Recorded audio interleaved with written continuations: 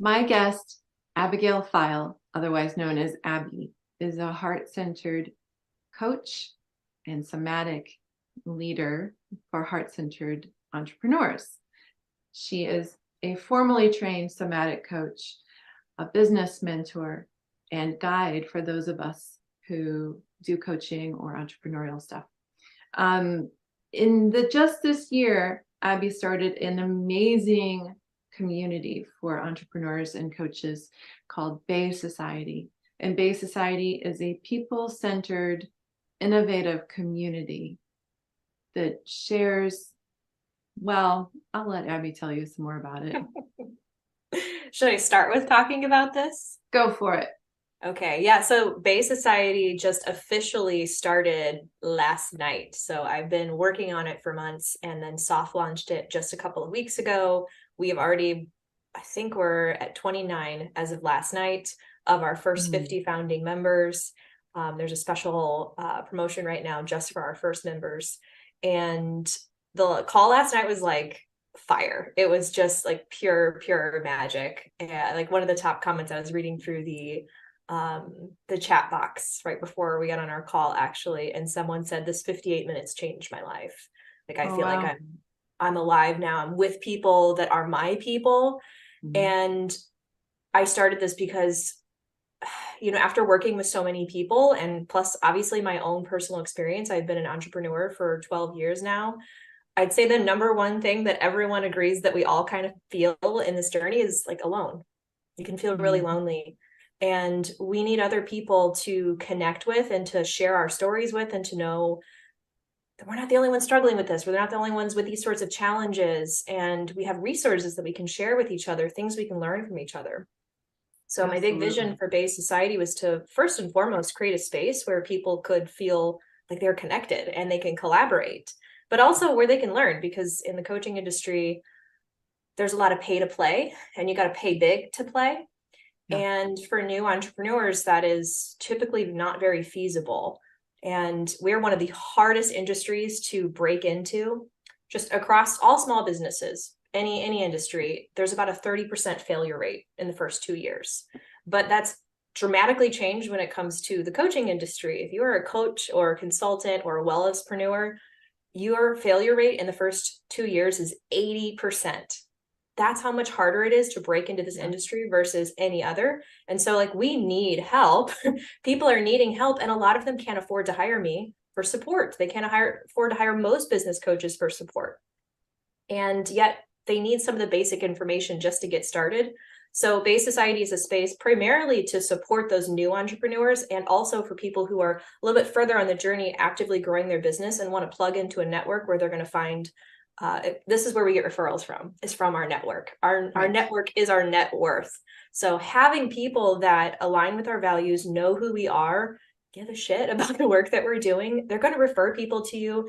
And contributors within Bay Society also get to add value to the group, which means that they're directly pulling clients from the group as well. So it's a win-win model. It's definitely my passion project. I started as a second business in addition to, or aside from my business that I've been running the last 3 years, Vibrant AF, which is my personal brand for my private coaching and my small group masterminds.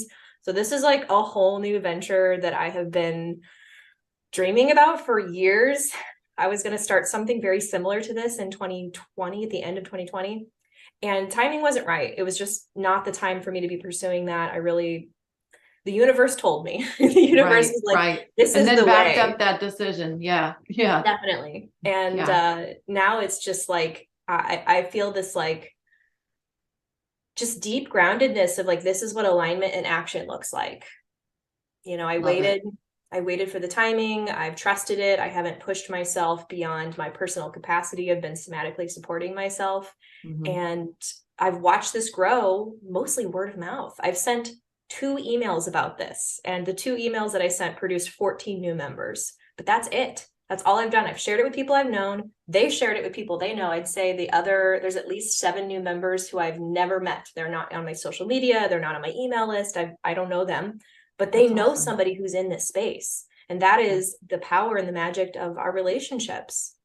So it's really cool. I totally agree. Absolutely. It's beautiful. And it does get lonely for us entrepreneurs sometimes, and we do need just a place where we can bounce ideas off of each other or learn a little something. And the point that you made about, just starting out as a coach or a solopreneur, like the failure rate is so incredible because we're floundering, we're getting all these different messages, Oh and yeah. they're very intense. And sometimes, pardon me, sometimes they seem a little boy club-ish, like I love my male business coach friends, but sometimes it's a boys club, Yeah. and it's a very one certain type of thought process to get through and do the things. And what I love about you and appreciate about you is having this, you've got this ever evolving alternative thought towards business and entrepreneurialism.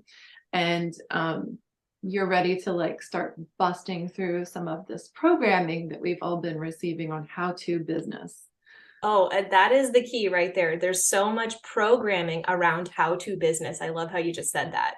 And so much of it, here's my personal philosophy and what I've seen directly is that anything works, everything works, but not everything's going to work for you. And finding the thing that works for you and your business is really a personal journey of authenticity. And that's something that is both an inner journey, but we externalize it through our businesses. Most people who are probably listening to this or care about a summit like this are people that give a shit about the work that they do. They really want to make a true impact on people. And it's also a personal liberation journey for themselves as well. They're offering to other people something that they've also worked through on their own. And a lot of times we're coming to these, we've come to this realization, I have something to share. I have something I want to contribute to the world. I see that it's needed. I needed it. Now I've used it. I want to share it with other people. And that's beautiful. But then we're programmed with how to business. And our programming for how to business is through this very capitalistic lens. Capitalism and business are two different things. The point of business is to share your occupation, your trade, your value, your service. The point of capitalism is profit. Two different intentions. And so a lot of people conflate capitalism business like they're the same thing when they're two very different things. Yeah. And we do live in a capitalist society. So I obviously help my clients make money. I run two multi-six-figure businesses. I've helped grow one company to a multi-million-dollar business. So I totally understand profits are important, but I think the key is that we don't want to be creating profits at the compromise of the people who are purchasing things from us, or at our own compromise, like compromising our own values or feeling good about the way that we go about it. And there's a lot of programming and messaging around the way that you should go about growing your business to produce profit. And it leaves people out of the picture completely. Well, and it burns out the audience to a great degree too, because they're tired of hearing the same messaging. They're tired of getting sold. So yeah, absolutely 100% all of the above that you just said. What's been really interesting about what you just said too, in my experience with sharing Bay Society, is there have been a few people who are suspicious and cautious about this because they're so used to being sold on something that's high ticket. And I am a fan of high ticket, but it needs to be appropriate to what you're buying. They're suspicious because they're like, what's the catch? Yeah. Where are you trying to catch me? Because what we're used to is win-lose situations, win-lose scenarios, because it's all about the power dynamics. Somebody gains while someone else is depleted so that person can gain. And that's the programming we mostly come to our life with, but especially once we get into the business world, that's it's like the water that we're swimming in. It's like an assumption that most people who enter the business world are like, this is the thing I just have to get used to. I just have to get used to this. Like I can try to hold to my values, but like, I just have to, deal with this, put up with this and figure out how to navigate it. And I don't believe that is necessary. I think you can definitely break the box and you can create something for yourself that really is a playground that's win-win for your clients and for yourself and still profit. And don't you think that some of it is some of that like suspicion comes from people just trying to like part the sea of coaches to find the ones that are truly authentic and not just putting up a front? Absolutely. I really think that is fair. I think it's really legit and it's very fair. I personally follow very few coaches. I used to have tons of people because, when I first got into coaching, I'm like, I've got a long business background, but the coaching world is something I entered officially 3 years ago. I started dabbling it about 5 years ago when I was going through my somatic training. And I was like, okay, I got to come into this with like a beginner's mind. I can't just come in here and be like, yeah, I know everything because I've been running business. I run a multiple six-figure business, right? Some people do. Right. It's true. I think I definitely went a little too far in the humility side of things, and maybe too much of a student, because it was like an avalanche, like a fire hose of information. When I first started, I joined a high ticket, what I thought was a mastermind for coaching. It was not. It was a $8,000 content library with 20-minute coaching calls that I had to get through within 8 weeks with somebody who didn't know me and didn't remember me week to week. Which was a huge shock.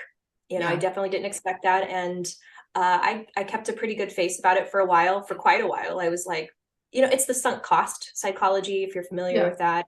Like I spent literal money and time and energy into this. And I'm like, other people liked it. There was all these reviews. I'm like, there must be something here for, like, value wise for me. Right. And ultimately it was an anti-learning experience. There was value for me, but it was really in like, this is not how I want to show up for people. This is not how I want to share the work I do with people.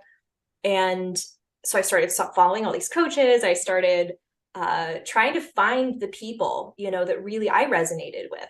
Yeah. And I had so many people on my Facebook. It's like everything, all my timelines were just filled with these coaches sharing these like crazy inspirational things and saying really extreme stuff to kind of get attention, of course. To kind of hook you in, right? Yeah.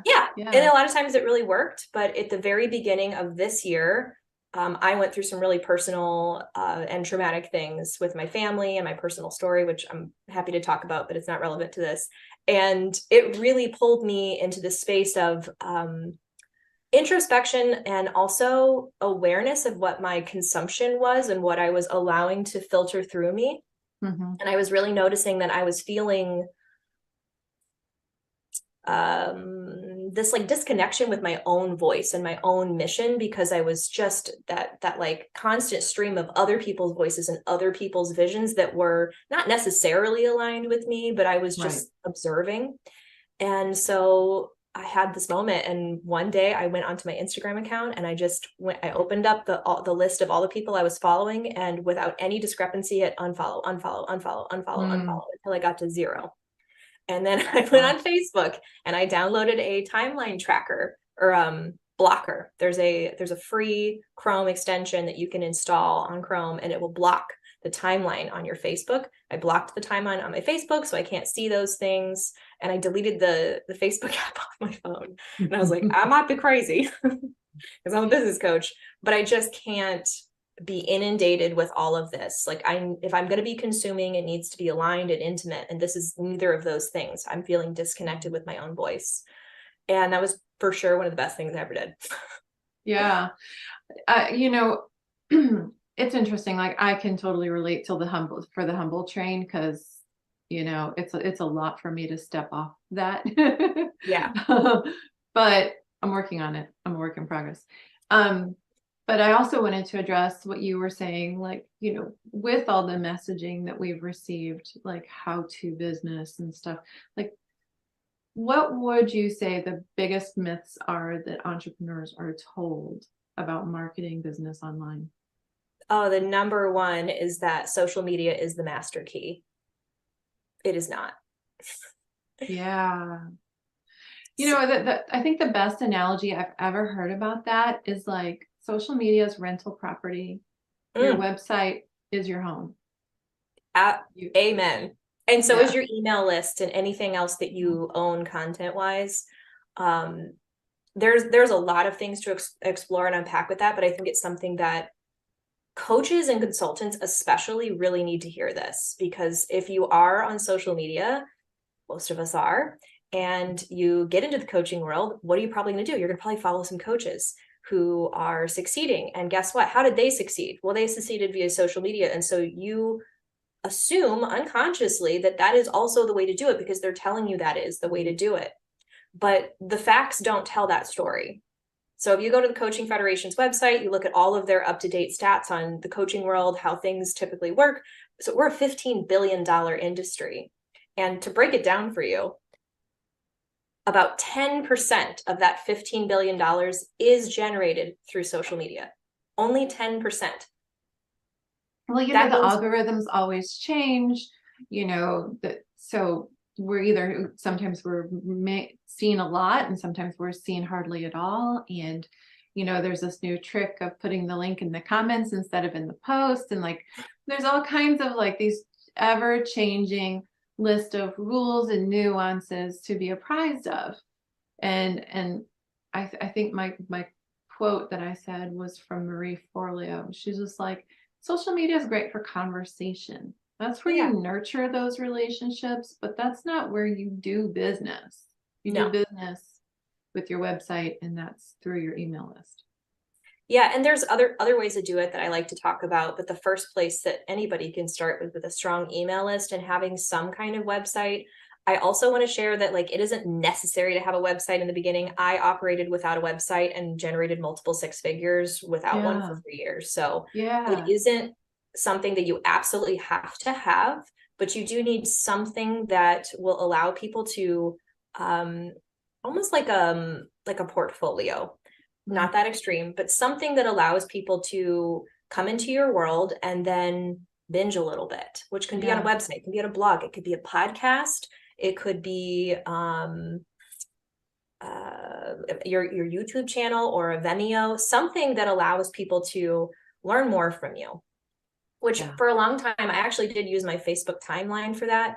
It was probably not the best thing. And I also had a private Facebook group, which is another great place for people. But I've shifted my strategies because the long story long is, like you said, it's still rental property. And things are always changing. The algorithm has changed and my posts don't get seen as much. I can look and see if they've been seen, and they're literally not being seen at the same rate that they were last year.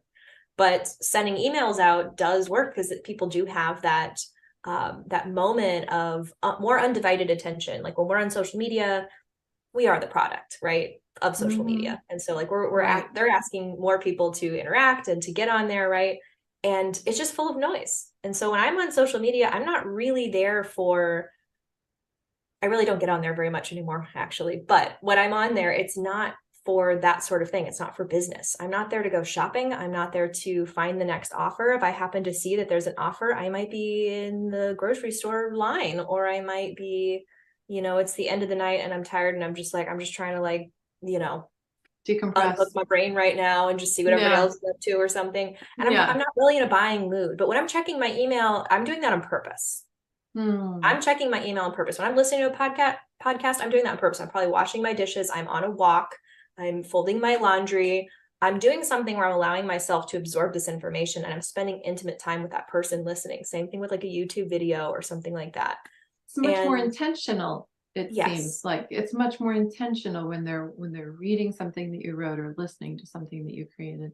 Yeah. It's really just evergreen. When we publish something on social media, it has the average shelf life about 24 to 48 hours of relevancy. So when you have something really valuable to share, you can share it on social media, but know that if nobody sees it, or whatever interactions it's going to get are going to be in that first, day or two. And after that, it's not going to hold relevancy anymore. People aren't going to be seeing it, liking it, or interacting with it necessarily.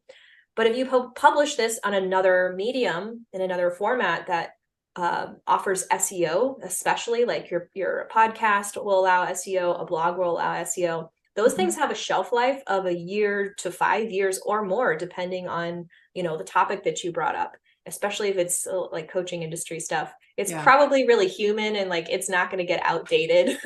Maybe you might change your mind, but the point is you can create content that has a long shelf life, that you're able to preserve it and also continue to reuse it. So that effort that you put in to create it in the first place, you can repeat the benefit of it, the value, you can continue just to grow in value. Whereas the things that you post on Facebook or Instagram or even TikTok have diminishing returns over time. Oh, that's really good information to have. And so, I'm a virtual coach. You work virtually. Do you have any advice for entrepreneurs who work virtually to acquire those virtual clients without being consumed by like constantly content creation. I'm getting inundated again with coaches. Content creation every day. You must post social media every day. And it's like, I can't. I'm a parent. I have a kid who was sick for like a week Right. from school. When am I supposed to be making content creation every day? No. Well, my one piece of advice would be join Bay Society. It's a one-time fee to get in, and it's indefinite access, and it's a place for you to network. I have 4 R's, and it is reputation, referrals. Oh my gosh, what are my own 4 R's? I'm like, I'm going to get this wrong. I'm going to tell you correctly since this is being recorded. And I I'm was a just sharing member. about this in the group. So, relationships. Relationships, reputation, referrals, and repeat. Nice. Those are the things that grow your business. Relationships are the key to success. So 80% of the coaching industry they've reported that they get their clients word of mouth. 80% of the industry is gaining their new clients via word of mouth. And that's even including the people who are reporting that they do use social media. So about 45% of the coaching industry reports they use social media for business purposes. Of that 45%, 65% of those people say that it barely works or doesn't work at all for them. So that's where I came with that stat. A very slim margin of the coaching industry is able to successfully leverage it. And from my ops, I've had a couple of clients who've gone the social media route. I've primarily worked with people who want to grow their business and also have a personal life as well. The thing with social media as your primary growth strategy for your business, instead of what I believe it should be is a little sprinkle, is that it takes over your life and it becomes the product itself for your business. You have to work for Instagram. Have you seen The Social Network, the documentary that came out a couple years ago? Yeah. Okay. If for anybody's listening who hasn't seen this, go watch it and you will understand this so much better. But social media is algorithmically designed for that process. They want you to spend more time on it. Everything is set up to spend more time on there because there's advertisers on there. And other successful coaches who are using social media successfully to grow your business and are teaching you how to do it too. It's part of that. It's part of the, let's find users and more users because we are the product. So social media loves people like influencer coaches, influencer people, right? But I'd say most of the clients that most of the entrepreneurs I've met, I should say, not just my own clients, but just generally peers as well, don't really care or want to be an influencer. I personally do not. I enjoy my privacy. I enjoy my intimate relationships. I enjoy taking, quiet walks in my neighborhood. And I don't want to carry my phone and be like, I'm on this quiet walk in my neighborhood right now. Right. Yeah. Every once in a while, I like it documenting it, but I don't enjoy feeling any sort of obligation to document that. I don't need people to see what I'm doing in order to feel like it was worth it or it was fulfilling. Right. And I also know that it doesn't further my business. So I think that a lot of people believe unconsciously, because it's part of the how to do business programming, that they need to be doing this. They feel beholden to it, like it's a lot of work. And it's another full-time job that they're trying to add on top of their business that is so unnecessary. So instead of oversharing or sharing a lot on social media, then, really putting into work some of the elements of building those relationships and getting the word of mouth referrals. Do you have any advice on how to get those word of mouth referrals a little more easily, readily? Yeah, it depends on the specific scenario, but and you can tell me if this is what you're looking for in your question, but something that a lot of my clients have directly asked me about is they're like, someone told me that they think they know someone who would be a good fit for me. And they're like, so I gave them my phone number and I was like, tell them to call me. And I'm like, that's probably not going to work. This is a really specific just networking strategy that it's so simple, but it's very effective if you understand the psychology of it. If somebody tells you that they think they know someone who would be a good fit for the work you do, ask your friend, the person, the referee, ask them to send a personal group text between you and that person. Yeah. Not an Make an email. introduction. Yeah. And I'm Yeah. be specific, not an email, because those are a little less personal, it's Mhm. easier to ignore an email. Yeah. It's a lot harder to ignore a text. And also when we make these personal connections, like your friend knows that person personally, and they know you personally, but you and the referral person, you guys don't know each other yet. And for that to feel like a safe, connected connection, that middle party person needs to be present, at least in the handoff between you and that person. So give them a specific ask. If somebody says they know someone that would be a great fit for you, tell them that is so awesome. I appreciate you. Would you mind sending a group text between me and that person and introduce us, and I can take it from there? That's a And then do great that. idea. Yeah, that's a great idea. My only additional thought to that is like, sometimes people don't actually ask for the referrals. Like sometimes they Oh don't yeah. tell their clients, I'm looking for people. Like I would love to help more people if you know of someone. So, what's a great way to put out there that we're actually looking for those referrals from people? Talk about it like you just said. Talk about it, and maybe not from the place of like, I need new clients, Mm-hmm. but hey, I'm really enjoyed working with you. I bet other people who resonate with the type of work we did. Yeah. Is there anybody that comes to mind for you right now that you think would be a great fit for me? Ask them just to think of one person. Not like, hey, Yeah. if somebody, just so happens that it works out, like do it. Give them that specific ask. We are specific about asking for what we want. And this applies not just in business and referrals, but this is kind of a Right. universal Let's thing. lay down like the Yeah. the the echoing resonant thing for life. Yes, for life, Ask for be what you want. specific in your asks. Ask for Yeah. what you want.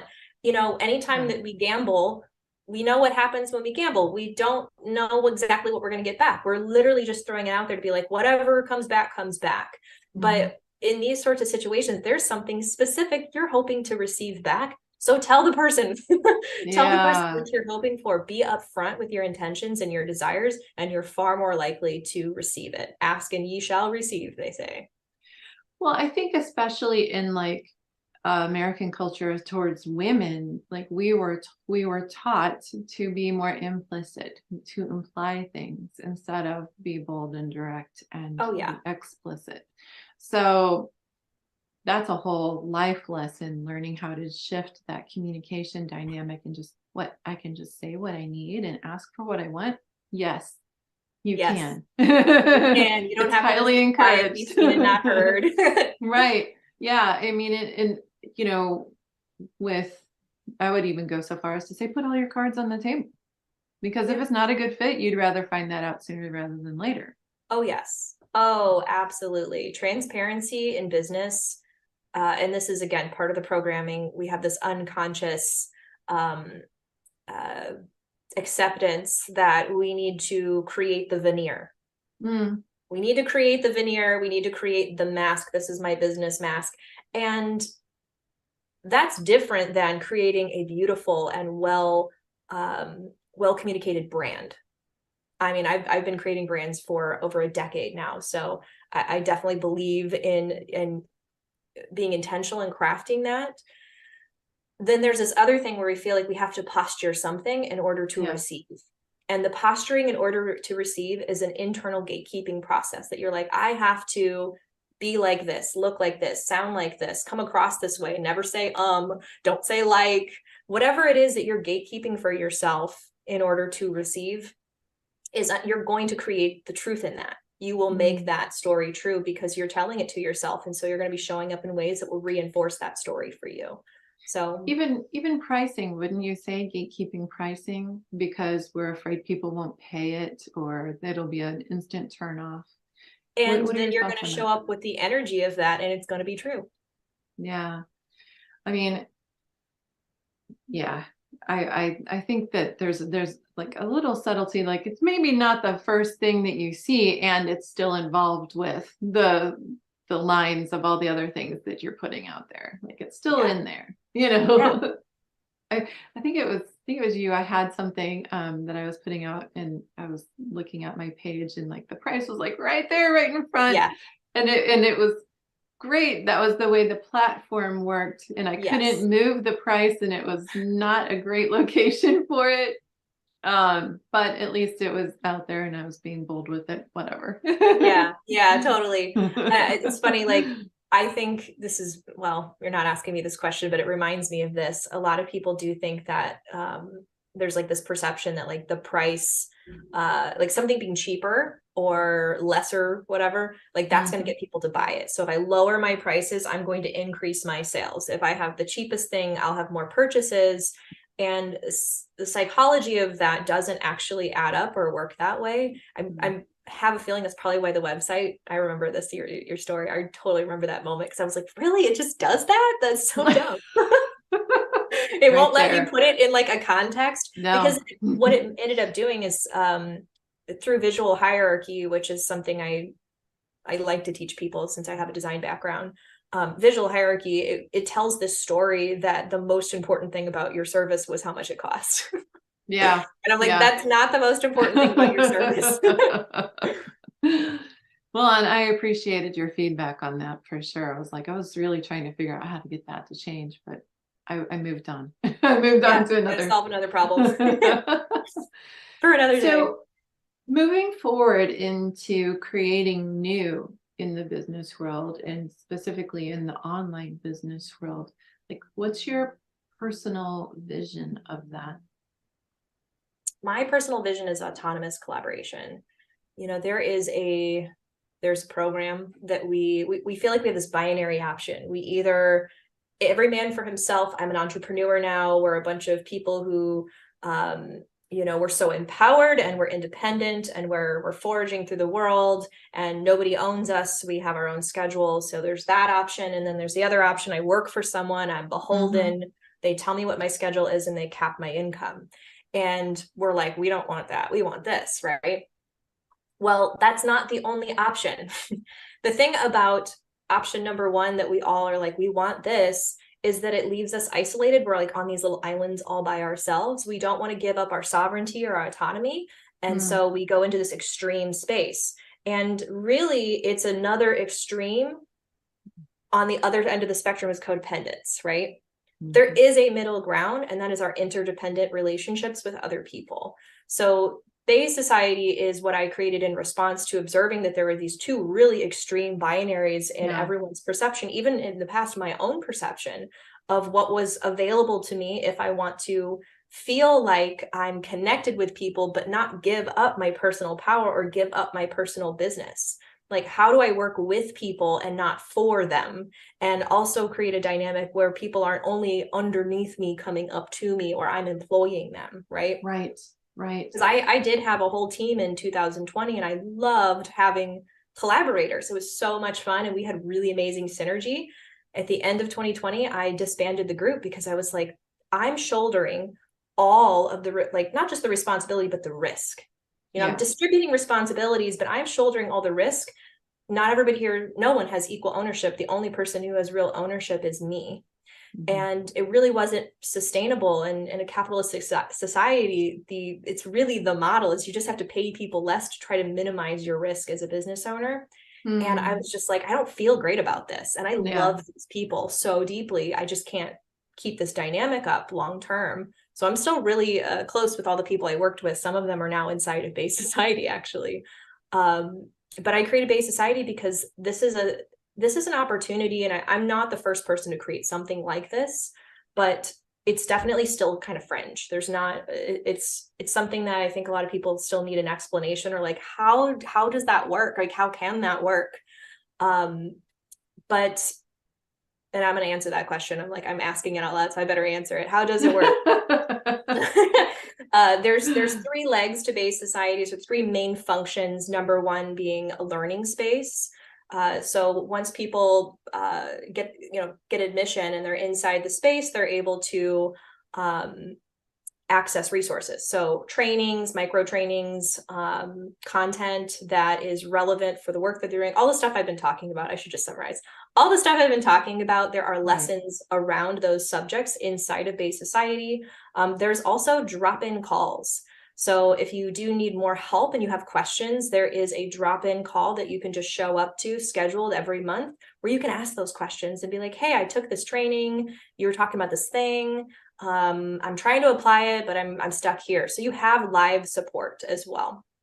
And that is part of, I guess, the second function, which is community and having this collective wisdom space and a space for you to network. Again, your network is your net worth. So the people that you know and that you spend time with, you commune with, are going to determine the outcome of your life, not just your business, but of your life. So if you are hoping that your business has success, probably smart to connect with other people who care about you, who are also in the same pursuit and want to see you further as well as themselves, and want to share resources with you. So I the love community that. aspect of it is huge. The whole idea of interdependence is where it's at, really. I mean, even in the context of networking, we develop those relationships, we sell through our networking partners, not to our networking partners. And they may buy, but that's not the point of it. And we mutually love and support each other. This whole country has got this relationship with toxic independence, and it's a bootstrap, I'll do it myself, I'm independent, you better do it on your own kind of mentality. But really, we're these creatures that grew up all huddled together in a cave trying to help each other survive. Yeah. And so, right? So yeah. It's like, let's just drop the cowboy, because that's not sustainable, it's not functional, not healthy. And let's call in each other. Even if we've been hurt in the past, doesn't mean we're going to get hurt again. Let's be bold, let's be brave, let's be discerning, but let's be interdependent and supportive of each other. Yes, these values are things that I've held for a long time. And I think the thing that we're all looking for is containers to hold our values. And because we live in this capitalistic society, it's hard to see what it could look like to have a container that would hold all of that. Right. And, so the third function of Bay society is the autonomous collaboration model that I thought I developed after some research. I'm like, okay, I was not the first person who thought of this, but I thought I was for like a week. But the autonomous collaboration model is that other contributors, I'm not the only person serving this community, and that there are a multitude of ways. So right now, there's a few ways that you could be a contributor inside Bay Society. You can be a community mentor. You can create side quests, which are paid opportunities, and you can also work on a summit team. So we are producing summits as a group. You participate inside of this, and it's equal profit sharing. So if you are a part of a community operation, we build something, we offer it to people, they buy it. We split the profits evenly, which profits is after our expenses, obviously, right, with those of us who worked on it, who are on that team. So there are ways to make money as a Bay Society member, but it's not the primary function of being there, but it is an option. If you want to give back to the community and give back to the world, you can work with the people here, people that like you, know you, trust you, want to do things with you. And that's something I think we don't have very many avenues to do something like that as of right now. I've been looking and waiting and wanting something like this, and finally got to that point. I finally got to that point where I was like, I think I just have to create it. If I want this, I'm going to have to make it happen. And I think that's probably one of the things that sets most entrepreneurs apart, is that we're out there, we're like, I'm seeing what I want. I'm seeing what I want in the world. And maybe you've spent some time waiting for to find it. And you finally get to that moment where you're like, I just have to make it happen. Right. Yeah. At some point, exercise my power. I got to step up. Yeah. Yeah. It's leadership. You have to go first. You have to prove it. You have to show that it's possible. Somebody from I did a masterclass series in September, and someone who took the masterclass series, I loved what she said at the end. She was like, I feel like you proved to me that the 4-minute mile was possible for the first time. Nice. Which, if you understand the reference, for anybody who doesn't know that reference, the 4-minute mile was something that was like an enigma for people for a long time. And then someone broke the 4-minute mile.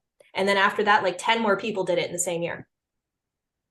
You know, when we I have got expanders feeling. around what's possible, Yeah. we start to take up space that we didn't even know was possible for us to take up, and to create things that we've never seen before. You know, Bay Society is my personal playground in a lot of ways. It's a place for me to have fun with the work that I do and share the passions that I have. And that's something I've helped other people create as well. Business playgrounds are a very legitimate and necessary way for us to sustainably show up for a business, because when we're not feeling aligned or happy or excited or enthused by what we're doing, it's a drudge. It's like you literally just created a new bird cage from yourself. You went from the job and you created a new job where you're stuck inside of it. Yeah. And we're so programmed to just move to what's familiar. And so a lot of people leave jobs, they leave the corporate world, they leave that sort of thing. And they're like, the only models that they know are the ones that they've seen that they didn't like being inside of in the first place. And so they're like, oh, maybe if I just move myself to the top, it'll be easier at the top. And it's lonely there. Let me tell you, it's actually lonelier there. You know, at least when you had coworkers, you had people that could commiserate with you and relate to Right. you. When Right. you're the business owner and you're shouldering all this responsibility, you don't have anyone to do that with unless you hire mentorship, or you're an observer on a really chaotic Facebook group, or, you know, there's not that many really great options out there. Oh, I thought that we were going to get through this whole thing without my cat. That's okay, because this is real life. Yeah. This is real life. This is what being an entrepreneur from home looks like. Yes. Huff is a very important part of my business. That's She's the official CEO mascot. right there. Yeah, she's the real deal. You are the real deal, aren't you? The She's cat executive officer. So it's all about relationships. It's all about having that container. It's all about forging your own path, minimizing the noise that we listen to on a regular basis. Any other final thoughts or words of wisdom for the entrepreneurs at home? Find your grounded space in your body. Success so we often think about nervous system dysregulation and dysregulation in general being from trauma and stress, right? Like bad things. And I've been doing this for a while now, and I can tell you that that's not really it. It's change. Our nervous system is stretched by change. So change can be a good thing, you know, like if you've ever moved to your dream home or had the child that you've been waiting for, you probably know how, or had a wedding to your, you know, the love of your life. Those are stressful events, actually. They're really dysregulating for the nervous system because it's change based. And the same applies to business.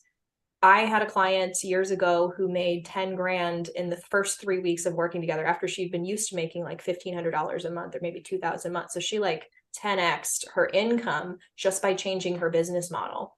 And I was so happy for her and excited for her. And we had so much regulation to move through after that. It was massive dysregulation because it was not something that she was prepared for. She was like, oh my gosh, I'm questioning, I'm not sure. And I've seen this happen. I've had it happen to me. I've seen it happen with other people, that we have a success, and the success, one, it doesn't bring you what you think it will be most of the time. A lot of people are still, they're like, oh, I'm on my self-love journey. And I'm like, you're still trying to prove that you're lovable by accomplishing things.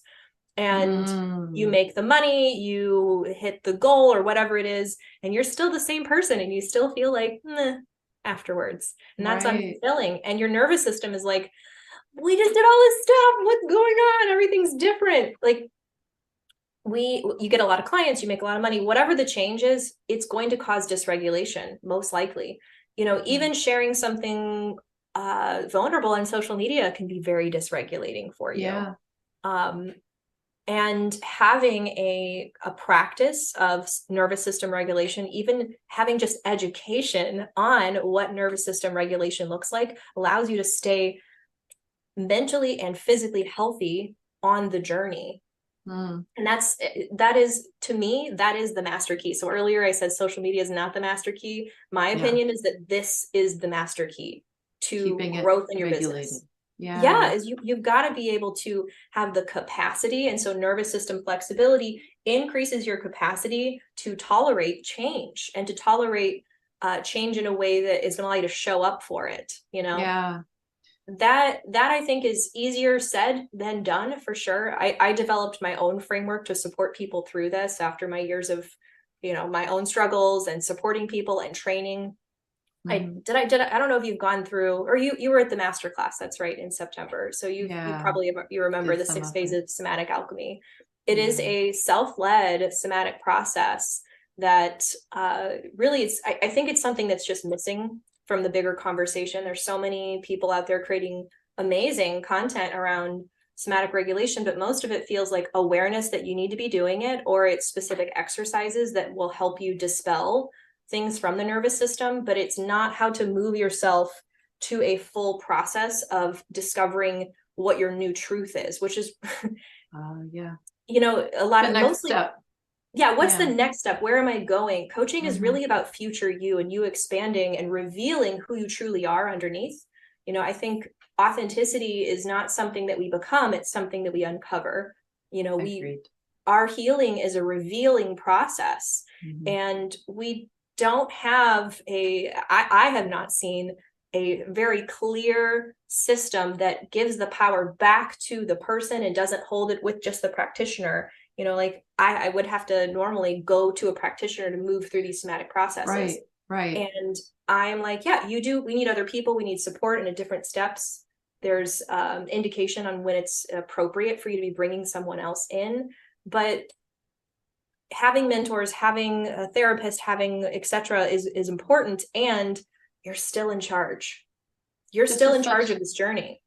yeah, such an You know? important conversation right now because we all want more money, we all want more clients, we all want to grow and get bigger. And each time we face that edge, that's sets off the nervous system each time. Like you said, when we Yeah. have a vulnerable share on Facebook or something like that, like each time. And then if you have a layer of trauma underneath it or some other kind of life stressor, then you're stacking stress in your nervous system, which Yeah. fires up more easily and more readily. And it's like it takes a little bit more to get to a clear slate.